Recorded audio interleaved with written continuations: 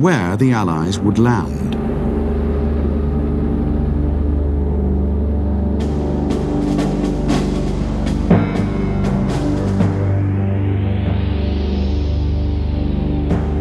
Despite the concentration of air attacks in southern Italy, there were indications that the main Allied landings would take place in Greece or in Sardinia. Greece was garrisoned by an Italian army of occupation, recently reinforced by the 1st Panzer Division, transferred from France. In Italy, there were 3 armies, one of which, the 6th, was wholly concentrated in Sicily. 6th Army was supported by 2 German divisions, the 15th Panzer Grenadiers and the Hermann Göring Panzer Division. In Sardinia, the Italian garrison was supported by the 90th Panzer Grenadiers, and in nearby Corsica, the 16th SS Panzer Grenadiers were forming up. In northern Italy, Hitler established German Army Group B, with a further 3 German divisions to coordinate all German forces in Italy. This command would eventually become the German 10th Army.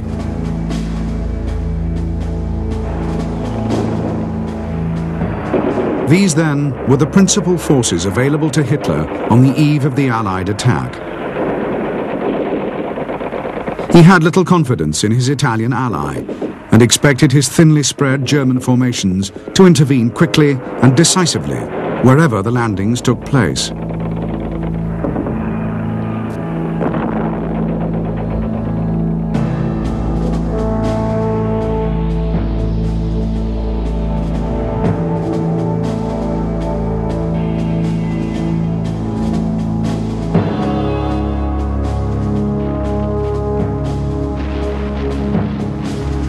Like most British generals, Harold Alexander first saw action with the British Expeditionary Force in France. As commander of the 1st Division, he was charged with organising the retreat and evacuation of the force from the Dunkirk beaches. Alexander's rearguards held the line during the final days of the evacuation and were amongst the last British troops to leave the beach. In 1942, after service in England and then in Burma, he was appointed Commander-in-Chief, Middle East. In this capacity, Alexander had overall responsibility for General Montgomery's offensive at El Alamein and shared a lot of the credit for the victory. In February 1943, Alexander was appointed Commander-in-Chief of the 15th Army Group in Tunisia. Alexander's conduct of the Tunisian campaign was exemplary, and his tact and impartiality were decisive in settling inter-Allied disputes.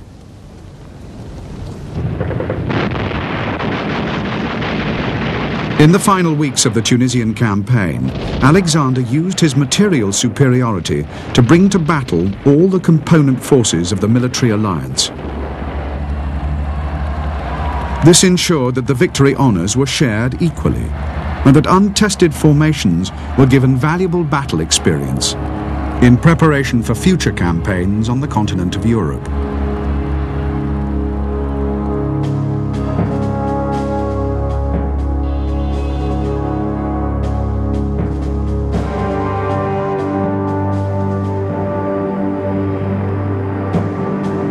After a brilliant career in the German army during the interwar years, Albert Kesselring transferred to the Luftwaffe, rising to become the service's most powerful and important officer after Hermann Göring, Hitler's appointed deputy and the Luftwaffe's commander-in-chief. As Chief of Staff from 1936, Kesselring was largely responsible for the military effectiveness of the Luftwaffe at the outbreak of war, and subsequently commanded powerful German air fleets in Poland and the West. During the Battle of Britain, Kesselring commanded the principal German air fleet, and came very close to defeating the RAF.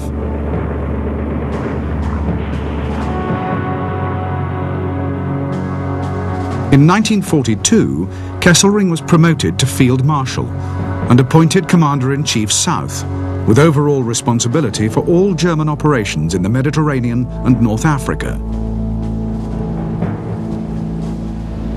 Kesselring's unique understanding of both air and ground forces enabled him to coordinate their use properly, achieving results sometimes quite out of proportion to his limited resources. This was particularly true in Tunisia, where the Luftwaffe held tactical air superiority for much of the campaign.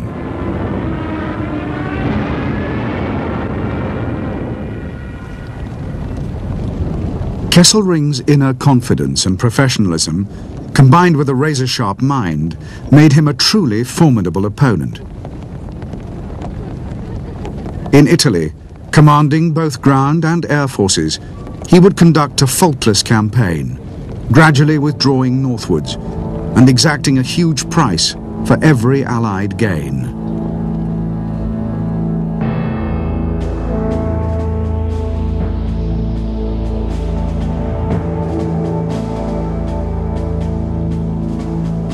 By the early summer of 1943, there were more than 500,000 Allied servicemen in the Mediterranean theatre. This huge force included divisions from 7 nations. Most of these were British or American and had taken part in the battle for Tunisia, but the force also included divisions from French North Africa, New Zealand and India, and 2 fresh Canadian divisions were in the process of assembling and training for the Italian campaign.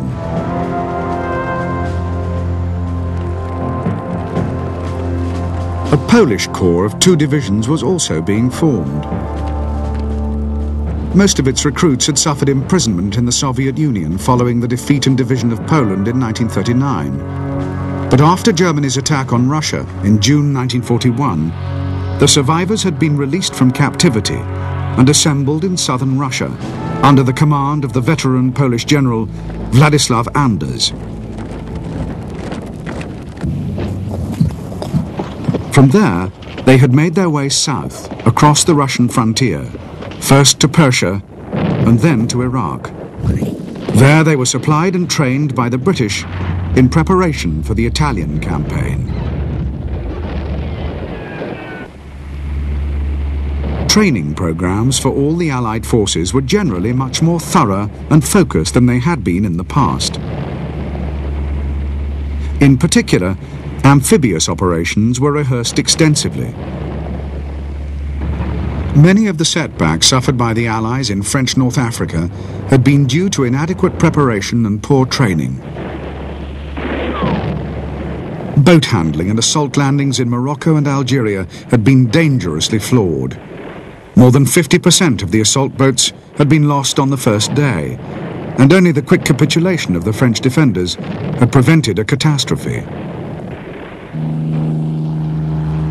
By comparison, the naval forces had performed superbly, and naval gunfire in support of ground forces had been much more effective in North Africa than Allied planners had expected.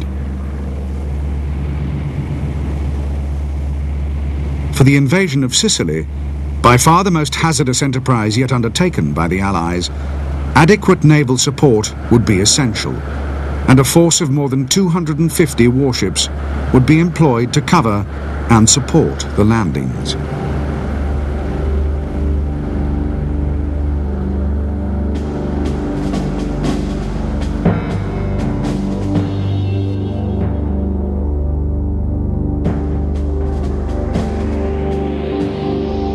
The American M4 battle tank entered production in 1942 and utilized many of the proven features of its predecessor, the M3, such as the chassis, hull, engine and transmission system. But the 75mm gun was mounted in a fully traversable turret with a consequent height reduction of 15 inches.